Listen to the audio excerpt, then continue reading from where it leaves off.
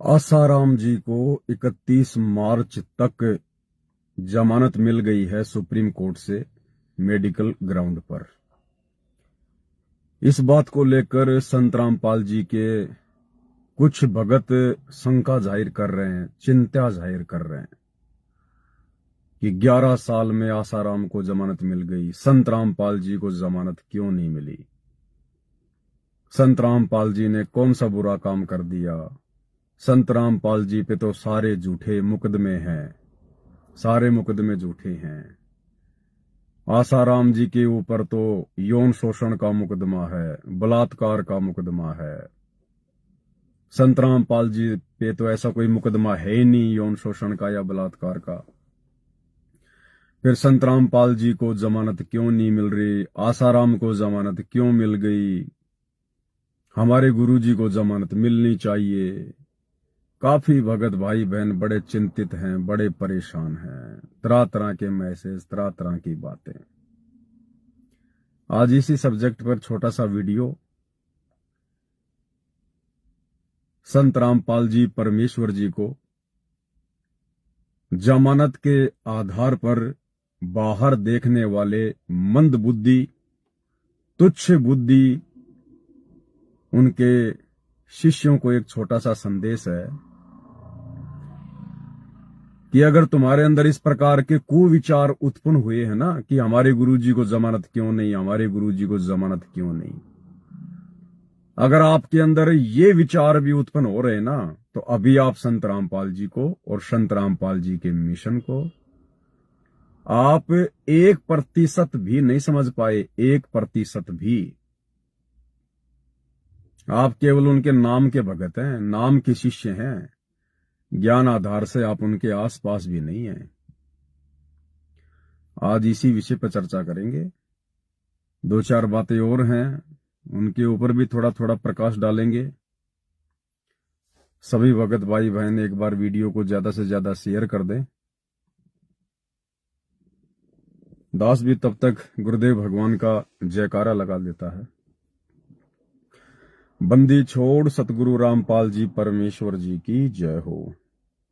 परम पिता परमात्मा, सारी सृष्टि के रचनहार, कुल मालिक, असंख्य ब्रह्मांडों के स्वामी, जगत गुरु, तीनों लोकों में प्रवेश करके सबका भरण पोषण करने वाले राजाधिराज, आत्माधार, नाथों के नाथ, देवों के देव महादेव, सर्वेश्वर महेश्वर, मृत्युंजय, अजरो अमर, आदि अनादि सनातनी प्रभु, जगत पिता जगदीश्वर, श्री श्री 1008 की उपाधि के वास्तविक अधिकारी, अकाल मूरत शब्द स्वरूपी राम वासुदेव, सर्वगतम ब्रह्म, परम पूज्य, प्रथम पूज्य, परम संत, परम पुरुष, परम धनी, परम दयालु, सत्य कबीर, हक्का कबीर, अल्लाहु कबीर, अल्लाहु अकबर, बाखबर, अल्लाह ताला, जगत के तारणहार, जगत के मुक्तिदाता, जगत के जगन्नाथ, हारे के सहारे, हिंदुओं के राम, मुसलमानों के अल्लाह, सिखों के वाहिगुरु, ईसाइयों के मसीह, दया के सागर दया निधि, करुणा के सागर करुणा निधि, स्वयंभू परिभू, संकट मोचन, कष्ट हरण, मंगल करण, दुख भंजन,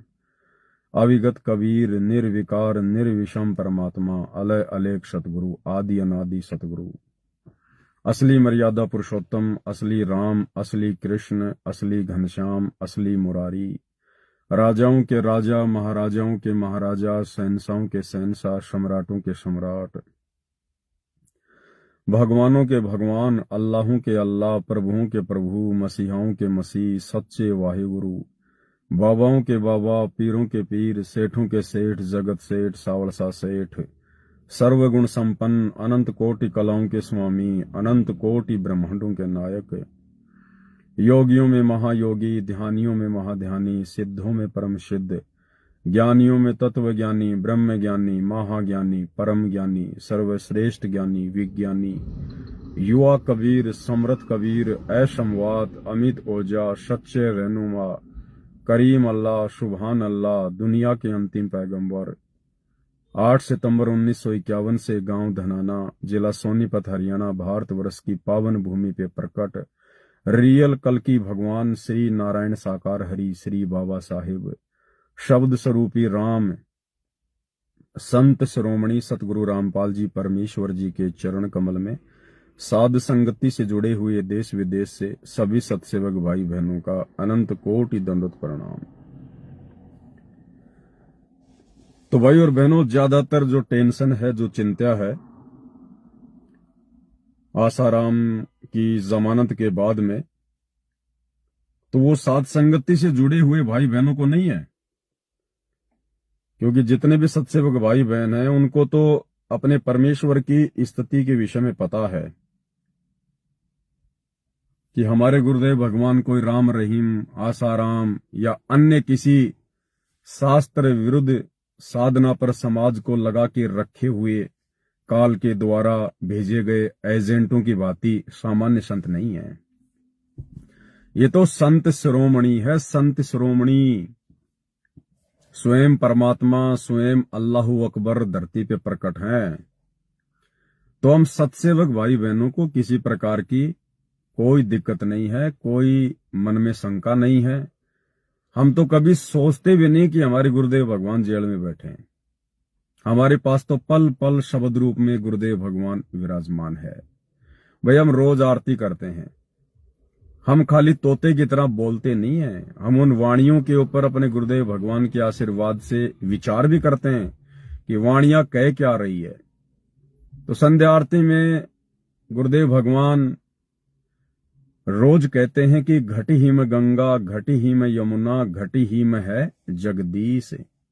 अब जगदीश कौन है? जगदीश स्वयं सतगुरु रामपाल जी परमेश्वर जी हैं। जगत प्लस ईश, सारे संसार का स्वामी, सबका भरण पोषण करने वाला। तो भाई जब वो हमारे घट में प्रकट है, और अब तो घर घर में उनके बेड लग गए, उनके आसन लग गए, अब तो परमात्मा घर घर में भी प्रकट हो गए शब्द रूप में। तो हम अपने गुरुदेव भगवान को हिसार जेल में नहीं देखते हैं। ठीक है, परमेश्वर जो लीला कर रहे हैं उस लीला के तहत आज वहां बैठे हुए हैं। उनकी मौज, उनकी मर्जी। 21 ब्रह्मांड पूरा का पूरा एक जेल ही तो है। अरे हिसार की जेल कोई अलग से जेल थोड़ी है। ये 21 ब्रह्मांड, जिसमें 7 दीप, 9 खंड, 3 लोक, भवन चतुर्दश, ये एक जेल ही तो है पूरी की पूरी। सतलोक में जो आत्माएं गलती करती हैं उन आत्माओं को सजा देने के लिए इस 21 ब्रह्मांड रूपी जेल में भेज दिया जाता है। ये सतलोक की जेल है। काल यहाँ का जेलर है। ब्रह्मा विष्णु महेश यहाँ के मैनेजमेंट करता है, जो है वो व्यवस्थापक हैं। ये जेल ही तो है। लेकिन कुछ एक लोग ऐसे हैं जो सतगुरु रामपाल जी की जमानत के ठेकेदार हैं, जबरदस्ती के, फालतू के। ना उनको जमानत से कोई लेना देना है। उनको 2 साल हो गई चीखते हुए, चिल्लाते हुए, फार्म भरो, फार्म भरो, गुरुजी की जमानत करवाएंगे, गुरुजी की जमानत करवाएंगे। और 2 साल हो गई, कभी हिसार जेल में जाके दर्शन तक नहीं किए उन्होंने। अरे अगर इतने बड़े ठेकेदार हो, जो भगवान तुम्हारी जमानत करवाने के लिए आया है, 21 ब्रह्मांड के भगवान काल से जो तुम्हारी जमानत करवाने के लिए आया है, और पिछले 30 साल से अपने सत्संगों में कह रहा है, भाई कर ले गुरु वकील मुकदमा भारी है, कि भाई धर्मराज के दरबार में तेरा जन्म मरण का मुकदमा चल रहा है। बहुत भयंकर मुकदमा है ये। गुरु को अपना वकील बना ले, वो गुरु ही तुझे धर्मराज के मुकदमे से छुड़वा सकता है, 21 ब्रह्मांड रूपी जेल से छुड़वा सकता है। अब बताओ, अभी एक तरफ तो ये लोग संत रामपाल जी को कहते हैं कि परमात्मा है, परमात्मा है, दूसरी तरफ उनकी जमानत के भी ठेकेदार बने हुए हैं। तो भाई हमें तो ये लगता है कि परमात्मा तो तुम हो, परमात्मा तो आप लोग होगे जो संत रामपाल जी की जमानत के ठेकेदार हो। तो ये नादानी है, अज्ञानता है, मूर्खता है, ज्ञानहीनता है। और भाई और बहनों, ये ज्ञानहीनता गुरु को मानुष मानने वाली अंत में साधक को ले डूबती है। तो उन लोगों को बड़ी टेंशन है चिल्ला रहे हैं, संत आसाराम की जमानत हो गई, संत रामपाल जी की क्यों नहीं हुई, संत रामपाल जी की क्यों नहीं हुई। होगी भी नहीं, इनकी जमानत नहीं होगी। इनकी जमानत करवाने वाला कोई किस ब्रह्मांड में पैदा ही नहीं हुआ। कोई इस धरती पर ऐसा कोई जज नहीं, ऐसा कोई वकील नहीं जो इनकी जमानत करवा दे। ये परमेश्वर हैं भाई, अल्लाहू अकबर हैं। अभी आंखें बंद हैं, भक्तों की आंखें बंद हैं, दुनिया की तो कहां से खुलेंगी। लेकिन आ रहा समय नजदीक है, खुल जाएंगी धीरे धीरे। इसकी जमानत करवाने वाला कोई पैदा नहीं हुआ माइका लाल यहां पर, और ना कोई ऐसा कोई जज, कोई वकील, कोई सरकार, कोई राष्ट्रपति जो इस परमात्मा को जेल में बैठा दे, ना ऐसा कोई पैदा हुआ। अरे बार बार आप लोग सत्संगों में सुनते हो, अब इतना तो आपको पता चल ही गया। अगर आप संत रामपाल जी को परमात्मा कह रहे हैं कि भाई संत रामपाल जी खुद ही कबीर भगवान है, परमात्मा है, अपने आप को छुपा रहे हैं, लीला कर रहे हैं, जब तुम्हें इस बात का पता है तो धर्मदास जी ने 650 साल पहले परमात्मा को जब सतलोक में देखा, और उसके बाद जब ये भी देखा कि जो मुझे ऊपर लेके आया है ये तो खुद ही परमात्मा है, फिर शर्मिंदा हो गया। फिर धर्मदास जी ने कहा कि परमात्मा आप अपने इस वास्तविक रूप को छुपा के क्यों रहते हैं नीचे। आप तो नीचे अपने आप को एक दास दास भगत भगत, क्या कारण है।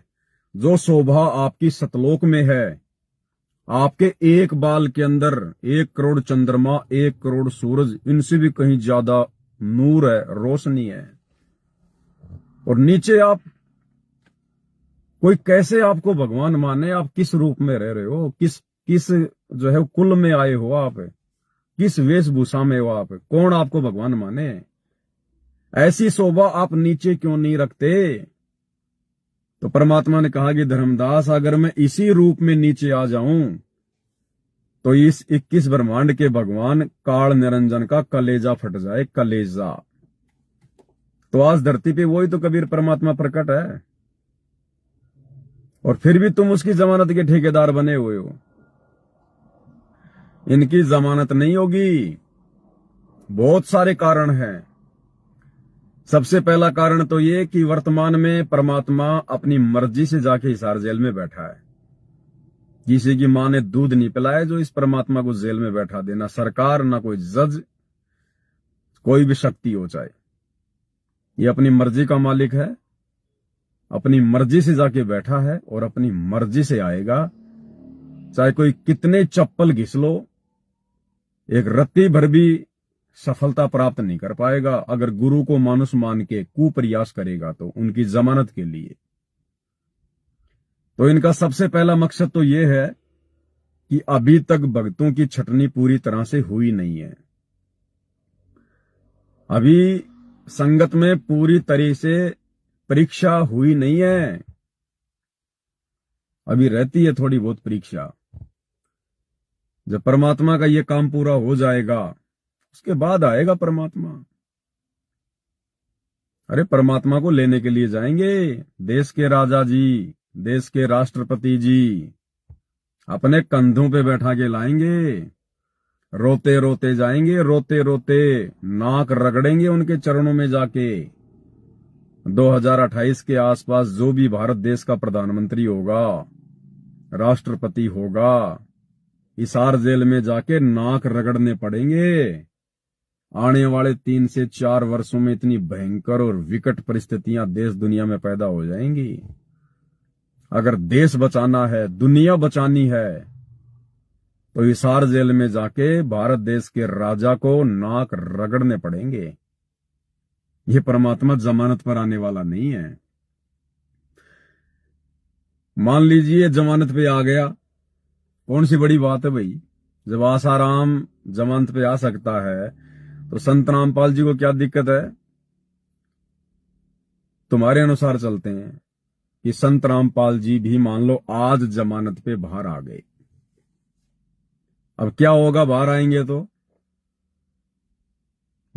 तो क्या होगा, सीधे कहां जाएंगे, वहीं जाएंगे क्योंकि आप और हमारे से पहले उनके परिवार वाले वहां पहुंच जाएंगे, ये कोऑर्डिनेटर लोग वगैरह वहां पहुंच जाएंगे हिसार जेल में उनको लेने के लिए। तो कहां जाएंगे? जहां भी ये मैनेजमेंट वाले लेके जाएंगे वहीं जाएंगे, क्योंकि ये तो आम संत की, आम व्यक्ति की भूमिका कर रहा है परमात्मा। अच्छा, उसके बाद क्या होगा फिर? उसके बाद क्या होगा? जैसा मैनेजमेंट चाहेगा वैसा ही परमात्मा आदेश पारित करेगा, क्योंकि ये तो आम संत की लीला कर रहा है परमात्मा। ये जितने थोड़े बहुत भगत भाई बहन परमात्मा ने ज्ञान आधार से जो मजबूत किए है ना, साथ संगति से जोड़ के, फिर गुरु के आदेश अनुसार जहां हमें गुरु बुलाएगा, जो हमें गुरु आदेश देगा बाहर आने के बाद, हमने वो आदेश फॉलो करने पड़ेंगे। और गुरु का तो फिर वही आदेश होगा जो आज हिसार जेल में बैठ के दे रहा है कि बच्चों कुछ नहीं रखा साथ संगति में, कुछ नहीं है पवन ववन, कुछ नहीं है, सब फालतू की फफूंद है, आ जाओ सारे के सारे आश्रम में। बताओ फिर ज्ञान और अज्ञान रह कहां गया? अरे फिर परमात्मा की भक्ति फिर रह कहां गई? ये थोड़े बहुत परमात्मा ने जो अपने हंस तैयार किए हैं साथ संगति से जोड़ के, इनको भी फिर मजबूरन वहीं जाना पड़ेगा, उसी अज्ञान में जाके शामिल होना पड़ेगा, उसी पाखंड में शामिल होना पड़ेगा। फिर 10 साल से गुरुजी के जेल बैठने का मकसद क्या, फायदा क्या? ज्ञान अज्ञान से परमात्मा जो परख संगत में जो कर रहे हैं, जो छटनी कर रहे हैं, फिर उसका मतलब क्या रह जाएगा? गुड़ और गोबर फिर वापस अगर एक ही करना है परमात्मा ने, तो फिर छटनी का, परीक्षा का फिर मतलब क्या रह गया? तो ये परमात्मा नहीं आने वाला, ये परमात्मा कच्चा काम नहीं करता है। पहला कारण तो ये। और दूसरा कारण भाई और बहनों, ये समर्थ है, उन लोगों की थोड़ी सी आंखें खोल देते हैं जो लोग वर्तमान में इस कबीर परमात्मा की जमानत के ठेकेदार बने हुए। सत्संग ध्यान से सुन लिया करो भाई,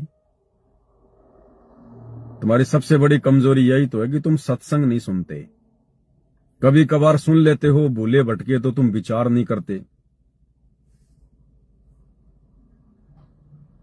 तो अब आपको एक सत्संग सुनाते हैं गुरुदेव का।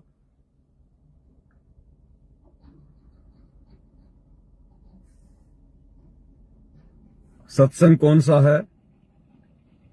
हिसार जेल से जो विशेष ऑडियो आ रही है, विशेष संदेश आ रहे हैं, 68 नंबर नोट कर लेना, 68 नंबर। और ये 3 मिनट और 55 सेकंड से सुनना शुरू कर देना, 3 मिनट 55 सेकंड से। क्या कह रहे हैं इसमें परमात्मा?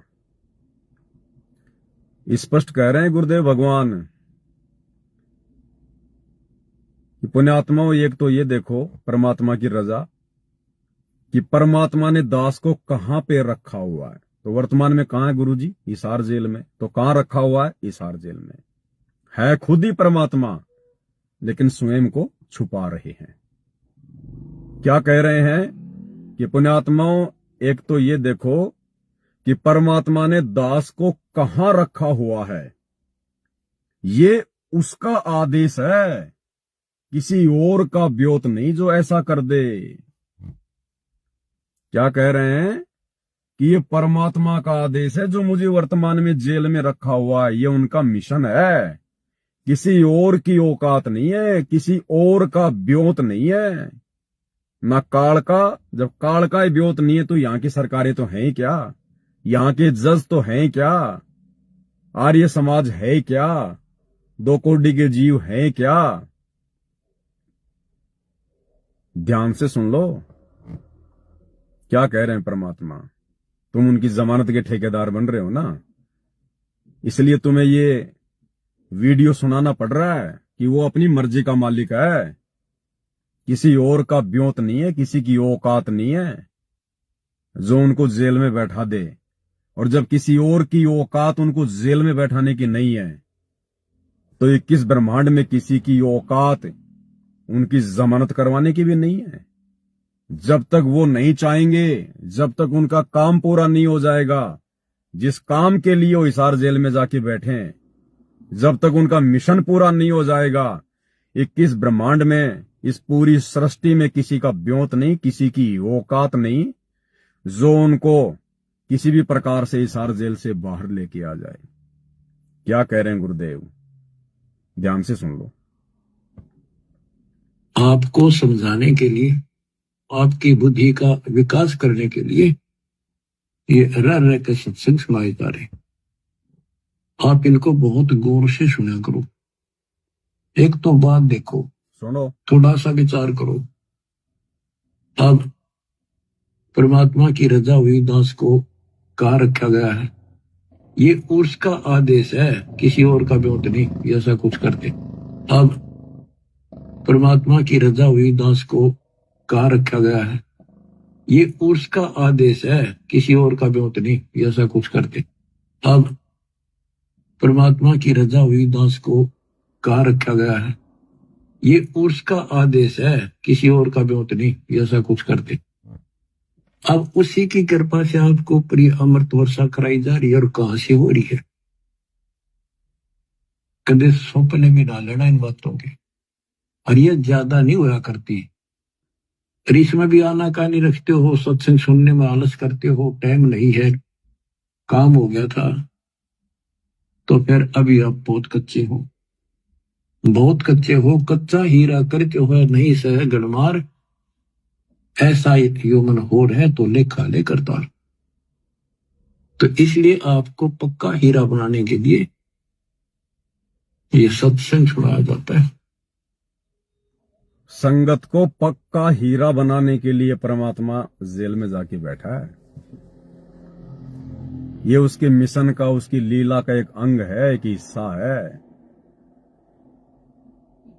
अरे नालायको, इतना सब कुछ सुनने के बाद भी कि इस दास को इस जेल में बैठाना उस परमात्मा के अलावा किसी और का ब्योत नहीं, किसी की औकात नहीं जो ऐसा कर दे। उसके बावजूद भी तुम अपने गुरुदेव भगवान की जमानत के ठेकेदार बने हुए हो। तुम्हें तुम्हारा गुरु जेल में बैठा हुआ दिखाई दे रहा है। तुम्हारी सोच छोटी है, सोच। दूसरी बात, अगर अपने भक्तों के द्वारा जमानत करवाने से सतगुरु रामपाल जी भगवान हिसार जेल से बाहर निकलते हैं तो दुनिया इनकी भक्ति नहीं करेगी भगवान मान के।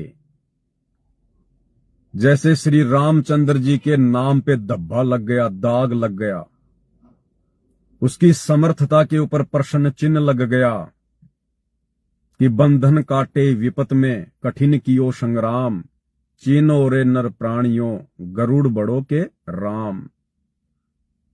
गरुड़ कौन था? विष्णु का भगत, विष्णु का वाहन। और जब राम रावण युद्ध हुआ, रावण ने रामचंद्र जी की पूरी सेना को राम लक्ष्मण हनुमान सहित नाग फांस में बांध दिया। उस समय श्री रामचंद्र जी ने किससे पुकार करी? अपने भगत से, अपने वाहन से, गरुड़ से। और गरुड़ ने आकर उसके बंधन काटे, सर्पों को काटा, तब श्री रामचंद्र जी की जमानत हुई नाग फांस से। और आज श्री रामचंद्र जी की लीला के ऊपर एक दाग लग गया कि काहे का भगवान, काहे का राम, काहे का सर्वशक्तिमान। संकट के समय उसकी जमानत तो नाग फांस से उसके गरुड़, उसके भगत ने करवाई, नहीं तो काट देता रावण उनको। थोड़ा सा भी अगर वो लेट हो जाता तो गरुड़ आके अगर बंधन ना काटता तो रावण उनकी गर्दन उड़ा देता सबकी। तो काहे का भगवान जो खुद को नाग फांस से बंधन मुक्त नहीं कर पाया। भैया अगर ये परमपिता परमात्मा, ये अंतर्यामी, इसको तो सब कुछ पता है ना। ये अगर अपने भक्तों के जमानत करवाने से जेल से बाहर आएगा, आने वाले समय में दुनिया इनको बोलने नहीं देगी कि काहे का भगवान, काहे का परमात्मा। इतना ही बड़ा भगवान था, सतलोक का राजा था, अल्लाह था, आता अपने दम पे। ये तो भगतों ने जमानत करवा दी, नहीं तो जेल में सड़ता। नालायको, तुम ये दाग लगवाना चाह रहे हो क्या अपने गुरुजी के नाम पे? हालांकि लगेगा नहीं, लेकिन तुम्हारी छोटी सोच से दास तुमको अवगत करा रहा कि तुमने क्या समझा अपने भगवान को। अरे खाली फॉर्मेलिटी के लिए जुड़े हो क्या? इसी को कहते हैं गुरु मानुष कर जानते वो नर कहीं अंधे, और दुखी संसार में आ गए यम के फंदे।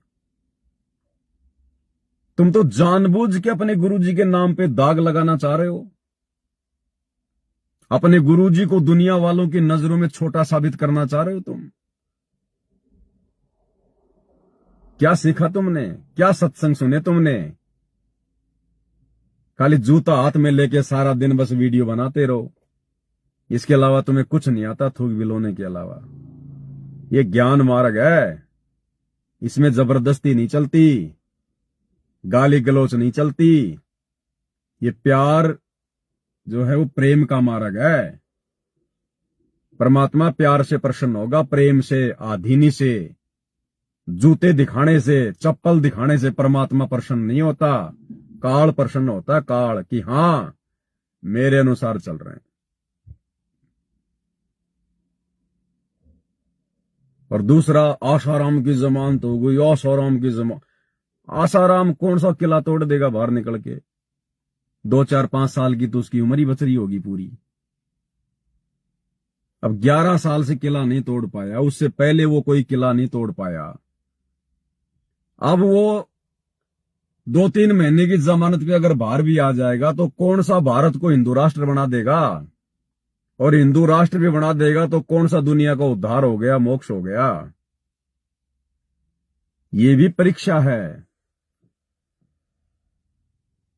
क्योंकि ये परमेश्वर की लीला में समय चल रहा है। हम सब भाई बहन ऑन द वे हैं, परीक्षा के बीच में हैं। जो भी घटनाएं घटेंगी हमारे गुरुदेव भगवान से संबंधित, उनके पैरालल ये संगत की परीक्षा होगी। अगर जरा भी भक्तों में अगर कच्चापन आ गया, देखो श्रद्धा अपनी जगह है, भाव अपनी जगह है, ज्ञान अपनी जगह है। मान लीजिए आपकी श्रद्धा गुरुजी में बहुत अच्छी है, ज्ञान आपको बहुत है, अगर भाव में बह गए तो भी मार खा जाओगे। अगर ये भी सोच लिया ना कि हे भगवान देखो आसाराम की जमानत हो गई, हमारे गुरुजी की अभी तक नहीं हुई, हमारे गुरुजी कितने दुखी हो रहे हैं, कितने परेशान हो रहे हैं हमारे गुरुजी। 10 साल से हमारे गुरुजी जेल में हैं।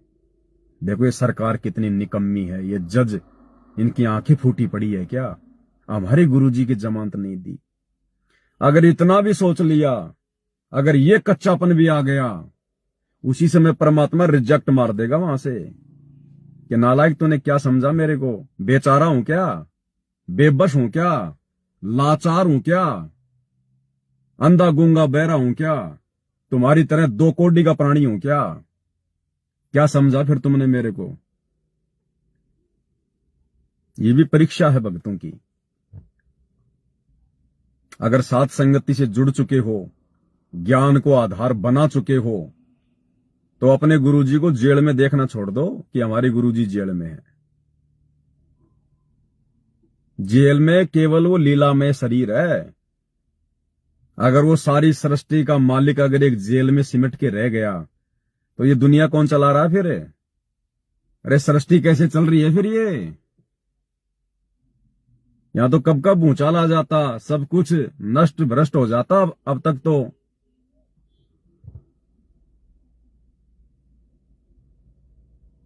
भाई और बहनों इन बातों पे थोड़ा विचार करना।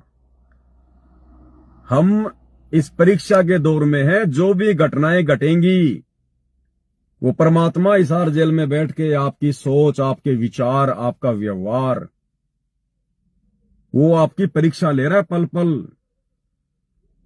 कि मेरे भक्तों के मन में क्या विचार पैदा होंगे। वो तो अंतर्यामी है, घट घट का वासी है, बताने की जरूरत नहीं है, वो तो अंदर की जानता है भैया। तो चाहे आसाराम, चाहे जमानत पे आओ, चाहे बाइज्जत बरी हो जाओ, राम रहीम जमानत पे आओ, चाहे बाइज्जत बरी हो जाओ, हम उनसे अपने गुरुजी की तुलना क्यों कर रहे हैं? अरे वो लगते कहां हमारे गुरुजी के सामने। जब गुरुजी ने ये कह दिया कि बच्चों तुम्हारे तुम्हारे आगे ब्रह्मा विष्णु महेश भी जो है वो कमजोर हैं, तुम्हारे सामने कोई ब्योत नहीं है उनका, और तुम राम रहीम और आसाराम के साथ में अपने गुरुजी को जोड़ लेते हो कि राम रहीम की जमानत हो गई, आसाराम की जमानत हो गई, हमारे गुरुजी की क्यों नहीं हुई। तो तुम्हारे गुरुजी कोई उनके जैसे संत हैं क्या? आसाराम कोई लीला कर रहा है क्या? राम रहीम कोई लीला कर रहा है क्या? वो तो अपना कर्म भोग रहे हैं। अरे हमारे परमात्मा जो है कोई वो कर्म थोड़ी भोग रहे हैं, वो कोई इंसान थोड़ी है, आड़मास का पुतला थोड़ी है जो अपना कोई जो है वो कर्म भोगने के लिए जेल में बैठा है। ये कर्म केवल इंसानों पे लागू होते हैं, भगवान पे नहीं। अरे यहां तो जानवरों पे लागू नहीं है कर्म। आज कोई इंसान किसी को मार दे, मर्डर कर दे, उस पे मुकदमा चलेगा, उसकी पिटाई भी होगी, उसको जेल में भी भेजा जाएगा, हो सकता है उसको फांसी भी हो जाए, क्योंकि इंसानों पे कर्म लागू हैं।